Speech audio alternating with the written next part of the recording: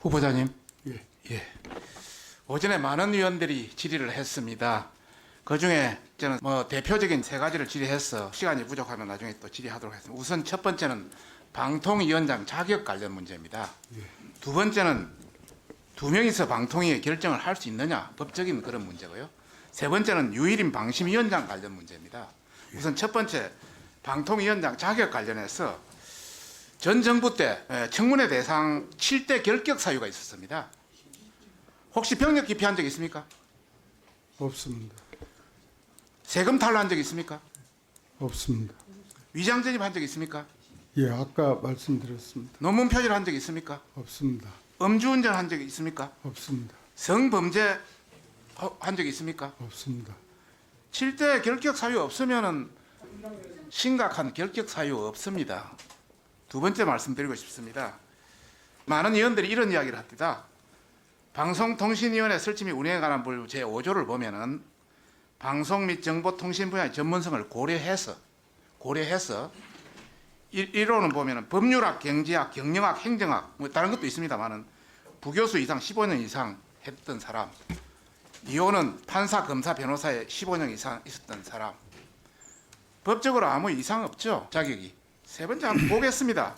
전임했던 사람이 얼마나 전문성이 있는지 제가 보니까 별로 전문성이 없습니다. 제가 판단하기로.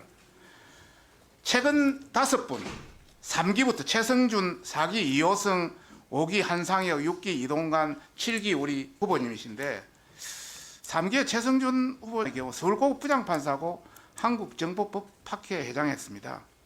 정보법학회 회장은 판사 1명 또 학자 1명이 하는 겁니다. 정보법 들어가 보시면은 이분이 순수히 판사로서 방송 전문가, 통신 전문가 아닙니다. 그 다음에 한상혁, 문화방송 이사 됐지만 법률 했고요. 민월련 대표, 제가 보기에는 방송 전문가 아닙니다. 통신 전문가 아닙니다. 그런 관점에서 보면은 전문성을 고려해서 충분히 판단할 수 있는 것은 그거는 임명권자가 결정할 수 있는 문제입니다. 하등에 위축될 필요가 없다. 이런 말씀을 드리고 싶습니다. 아시겠습니까? 예. 자신감을 가지고 했으면 좋겠다. 충분한 자격은 된다. 정상적인 공정방송, 정말 제대로 편파되는 편파 방송을 하지 않을 그런 자신감이 있으면 언제든지 할 수 있다. 이런 말씀 우선 첫 번째 드리고 싶고요. 두 번째 드리고 싶은 말씀입니다. 지금까지 그 방송통신위원회 관련해서 재적위원이 1명 내지 2명으로 가지고 결정하는 것이 있었든지 혹시 파악해 보셨어요? 2인, 3인, 4인 체제가 많이 있었죠? 예, 그렇습니다. 1인, 2인 체제가 문재인 정부 때 있었습니까? 없었습니까? 2017년 6월 9일부터 7월 32달 동안 위원 교체 시기에 1인, 2인이 있었습니다. 그때 결정했습니다. 방통위가 이렇게 1인, 2인 체제로 된 것은 갑자기 이동관 전 방통위원장을 탄핵해버렸기 때문에 그런 겁니다. 박문진 이사장 해임 조치, KBS 이사의 박민 사장 선임 절차 모두 적법한 절차에 의해 됐는데 억지 논리로 막무가내 폭거로 탄핵시켰습니다. 어떻게 생각하십니까? 그렇게 보시죠. 자, 결론부터 한번 물어보겠습니다. 방통위 2인 체제 하에서 심의 의결해야 됩니까? 안 해야 됩니까? 바람직하지 않지만 불가피한 경우에는 의결할 수밖에 없다고 봅니다. 예. 지금 방통위 설치법에 보면 출석 정족서에 대한 규정은 없고 예. 의결 정족서의 규정만 있습니다. 제적의견 가반수로. 예. 그래서 예전에도 있었고 지금도 해오고 있다. 또 그동안 법원 판례, 또 국회법 해설서, 법제처, 법령 해석 등에 의해서 2인체에 해서 문제가 없다고 해왔습니다. 동의하십니까? 예, 그렇게 생각합니다. 최근에 그 야당 의원들이 자꾸 박문진, 김성근 이사 임명 관련 고등법원 판결 가지고 왈가왈부 하시는데 이 판결문 내용은 이렇습니다. 이 사건의 임명 처분은 단 2명의 의원들의 심의 및 결정에 따라 이루어져서 방통위법이 이루고자 하는 입법 목적을 제외할 우려가 있다. 결국 말하자면 야당 의원들은 이것이 심의 의결이 모두 입법한 것이다 국민을 호도하고 있는데 그런 체제가 아닙니다. 5인 체제가 완성되는 게 좋지만은 2인의 심의 의결 자체가 위법하다고 판결하지 않았습니다. 지금 후보자께서 12월 말까지 주요 지상파 재허가 심사가 돼야 되죠. 그렇게 알고 있습니다. 34개사 141개 방송국이 무허가 사업자로 날아갈 수가 있습니다. 이 결론대로라면 지난 11월에 방통위가 MBN 재승인 문제도 두 사람이서 허가했습니다. 지금 MBN 방송이 위법한 방송입니까? 생각하십니까? 그렇게 생각하지 않습니다. 생각하지 않죠. 예, 앞으로 연말 연초에 보도 PB까지 생각하면 굉장히 어려운 문제가 되는 겁니다. 민주당 의원들이 주장하는 방송사업자 재서가 재승인을 받지 못할 경우 이 대통령령에 따라 해당 사업자에 대해 그 사업을 승계하는 자, 그 사업을 승계하는 자입니다. 그 사람이 가는 게 아니고 그 사업을 승계하는 자가 방송을 개시할 때까지 12개월 범위 내에 기간을 정해서 방송을 승계하는 경우에 여러 가지 불리 요건에서 끊이 되는 겁니다. 예, 그다음에 이 주체도 방송통신위원회로 되어 있습니다. 예, 그런 관점에서 보면은 인체도 충분히 가능하고 할 수밖에 없다. 안 하면은 법 위반이다. 안 하면 방송 중지해야 된다. 이렇게 보는데 어떻게 보세요? 이인체제로 또 불가피한 결정은 할 수밖에 없다는 생각입니다. 그 자체가 적절하고 바람직하냐는 별개의 문제로 불가피한 수가 있다고 생각을 합니다. 후보자님, 예, 많은 야당 의원들께서 김순경 사건에 대해서 이야기를 하는데 김순경 사건은 결과적으로 무죄가 선고되고 배상금이 1억 8천만 원 지급된 그런 사건이죠. 그렇습니다. 거기에 대해서는 아까 사과드리겠다 해서 마음에 믿음 가지고 있는 거죠. 그렇습니다. 예. 진범이 잡히고 나서 김순경이 후보자를 고소 고발했죠. 그렇습니다. 그리고 결과가 어떻게 나왔습니까? 저는 하여튼 무혐의로. 예, 그랬던 거로 기억합니다. 예. 그리고 그 순경 폭행 경감에 대해서는 기소가 됐을 거예요. 그렇게 들었습니다. 통상 우리 후보자께서 그동안 검찰에 있을 때 1년에 한 몇 건 정도 수사합니까? 대략 그냥. 그 이제 한 90년대까지는 보통 1년에 5천 건 5천 정도. 건. 예. 예. 그러면 보통- 통상 경찰 수사관들이 그거 하고 종합적인 판단은 검사가 하시는 거죠. 그렇게 합니다. 예.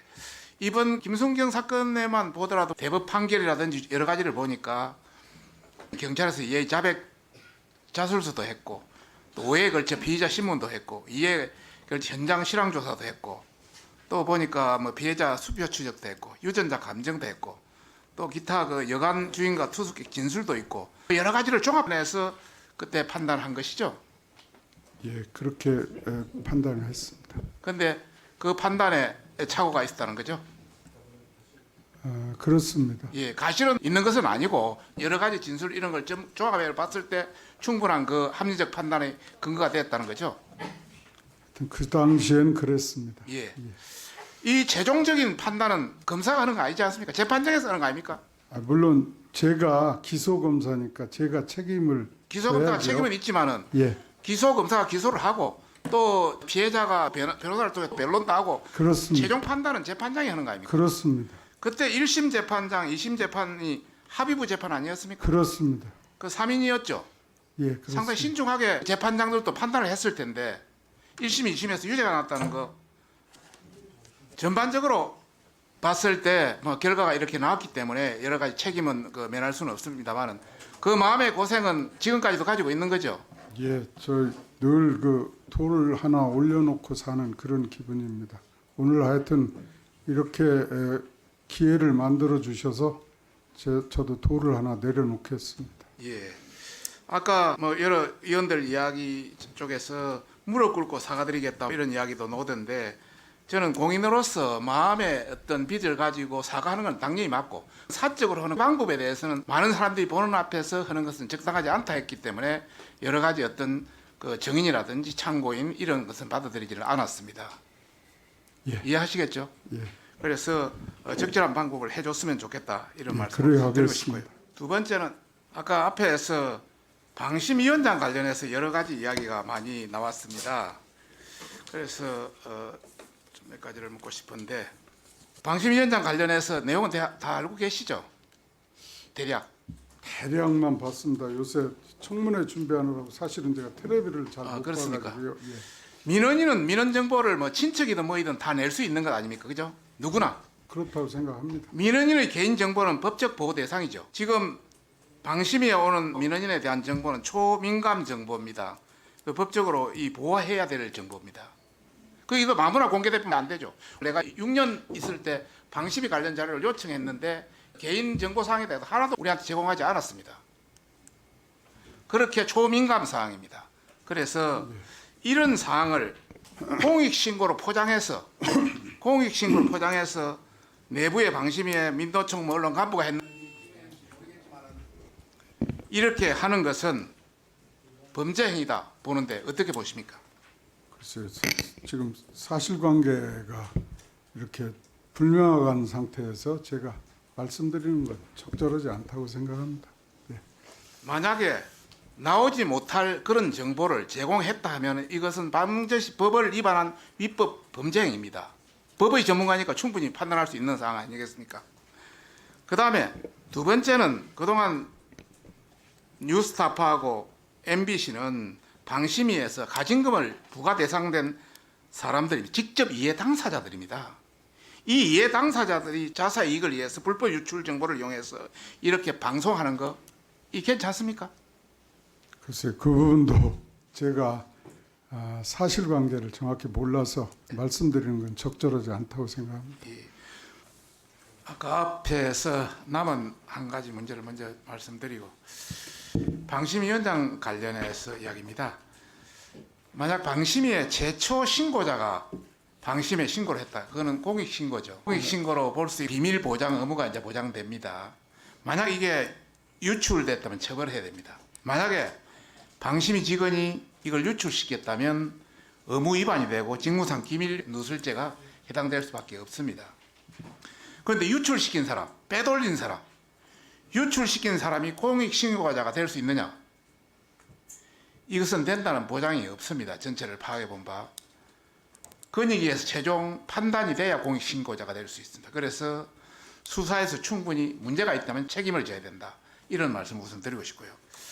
최근에 저희들이 MBC 하나만 잡아가지고 어제까지 17일 동안 방통위 한상혁 전 방통위원장 부정보도가 몇 건인지 그리고 김홍일 후보자의 보도가 몇 건인지 한번 체킹해 보니까 한상혁 후보자 부정보도는 제로, 김홍일 후보자에 대한 17건이 나왔습니다. 이것은 언론 윤리 현장에 완전히 위배되는 거죠. 이게 공정하다고 볼 수 있겠습니까? 그 다음에 저희 위원실에서 지난 9월 달에 공영 3사 방통위원장 검증 보도를 그때 이동관 전 위원장하고 한상혁 전 위원장을 한번 보도를 해보니까 이동관 전 위원장은 67건, 한상혁 전 위원장은 5건 이렇게 엄청난 차이가 있습니다.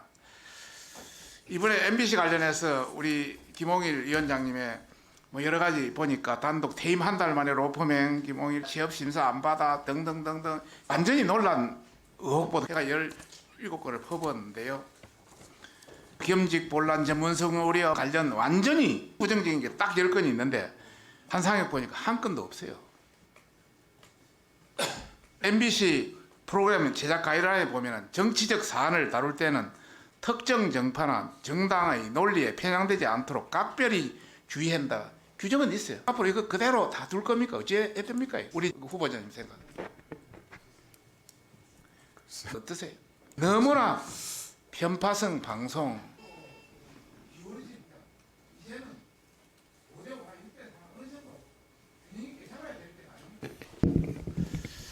후보자님, 예, 정책 질의를 한번 하고 싶습니다.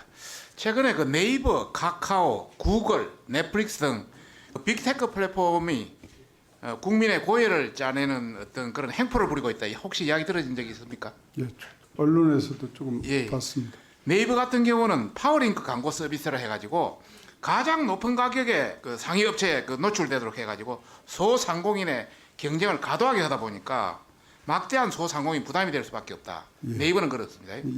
그다음에 카카오는 채팅창 상단에 광고를 무리하게 끼는데 거기다 선물하기, 쇼핑하기 뭐 이런 걸 전부 넣어가지고 실제 소상공인에 도움은 주지 않으면서 다양한 방법으로 짜낸다.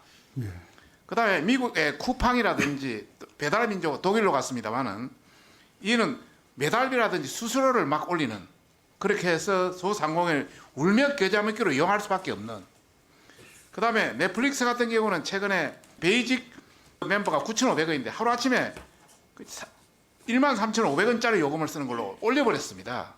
그래서 많은 민원을 듣고 있는데 이 구글 같은 경우는 요 보면은 몇 주 뭐 막걸리병 맞은 윤석열 수술 출혈 근근히 분노 이래가지고 완전 가짜 뉴스가 이 구글에 왕창 떠 있습니다.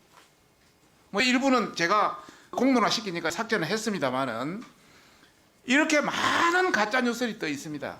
특히 요새 유튜브에 여기에 가짜 뉴스를 지금 심의를 잘 못하고 있습니다.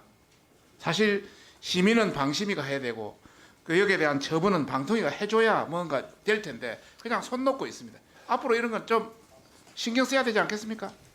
예, 지금 말씀하신 그걸 저희들이 잘 챙겨보겠습니다. 예. 구글, 애플 인앱 결제 혹시 알고 계시죠? 예, 예. 그 문제점 혹시 파악해 보셨습니까? 그러니까 인앱 결제가 결국 그 구글이나 이렇게 이용해서 사업을 하는 예, 예, 예. 이용 사업자나 예, 예. 소비자들, 이용자들에게 다 양쪽에 예, 예. 손해를 가하는 방통위에서 사실 조사해 가지고 지금 사업자 의견을 구하고 있는데요. 그렇습니다. 참고로 네덜란드 같은 경우는 인앱 결제 강제에 대해서 시정명 가진금 부과했고요. 예, 그다음에 인도에도 똑같이 했고요. 예, 또 구글의 에픽 게임즈는 그 미국 내에서 붙어 가지고 반경쟁 행위다 해 가지고 법원이 에픽 게임 예, 예. 이제 우리도 써야 되는데 혹시 그에 대해서 생각이 있습니까?